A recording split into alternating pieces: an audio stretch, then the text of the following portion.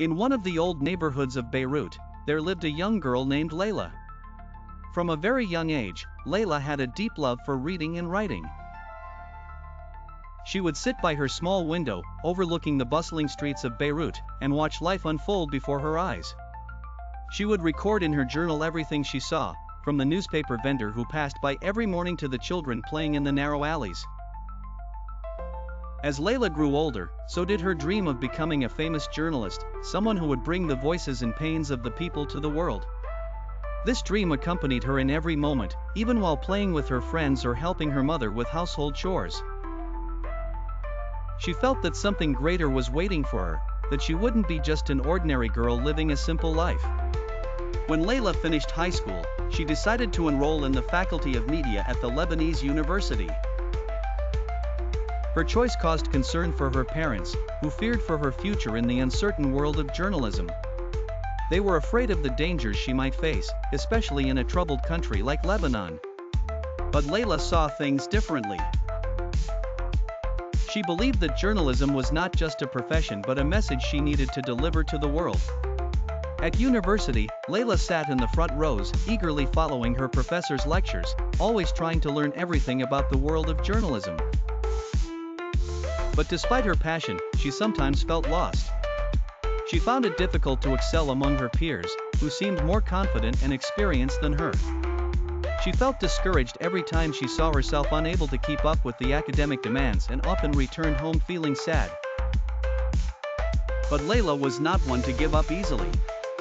Every time she felt like a failure, she would remember her big dream and the days she spent by her window writing and dreaming.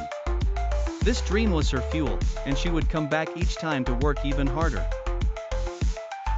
One day, Leila heard about a social issue in a poor neighborhood of Beirut, where the residents were suffering from constant water and electricity cuts.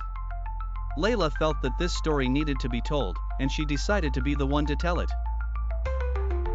She went to the neighborhood, met many residents, listened to their stories and struggles, and recorded everything in her small notebook.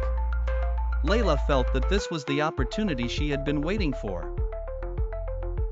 And that if she succeeded in conveying these people's suffering, it would be her first step toward achieving her dream.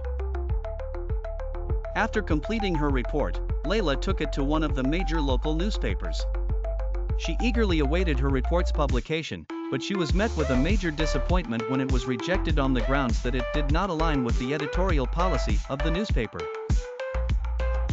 Leila felt deeply frustrated, as if her dream was slipping away. But instead of giving up, she decided to try again. Leila spent the following weeks searching for other opportunities to publish her report, but without success. She felt lonely and discouraged, but she did not lose hope. One day, while sitting in a small cafe thinking about her next steps, she heard about a small television station looking for interns. She saw a glimmer of hope in this opportunity and decided to apply.